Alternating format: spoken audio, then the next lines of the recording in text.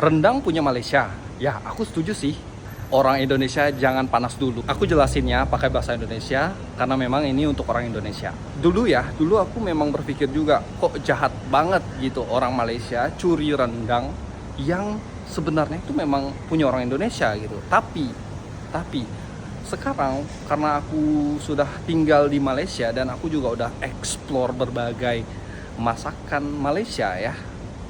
Dan aku baru tahu satu hal yang mungkin banyak orang Indonesia nggak tahu dan mungkin akan menjadi perdebatan ya mungkin ya. Tapi tenang dulu, tenang. Nah, kayak gini aku ceritain. Ceritanya kayak gini. Jauh sebelum ada Malaysia dan Indonesia, suku Padang atau biasa dikenal suku Minang itu ada berpindah ke Malaysia yang sekarang menjadi Malaysia gitu, Negeri Sembilan kalau nggak salah. Dan mereka juga membawa rendang. Ingat ya. Lalu di situ setelah semua itu terjadi barulah terbentuk negara Malaysia dan negara Indonesia. Dan tadi yang aku bilang orang Minang yang pindah ke daerah Malaysia akhirnya menjadi orang lokal Malaysia. Menjadi orang lokal Malaysia dan mereka membawalah yang namanya rendang kayak gitu.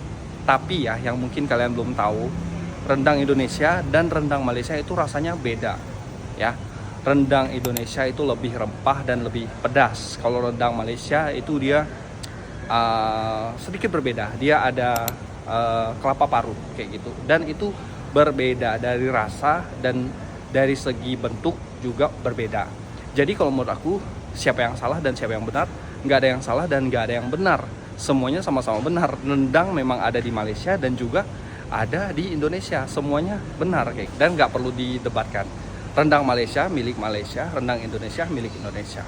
Ada yang mau komen, silakan komen di kolom komentar. Oke, kalau gitu aku ciao dulu, bye-bye.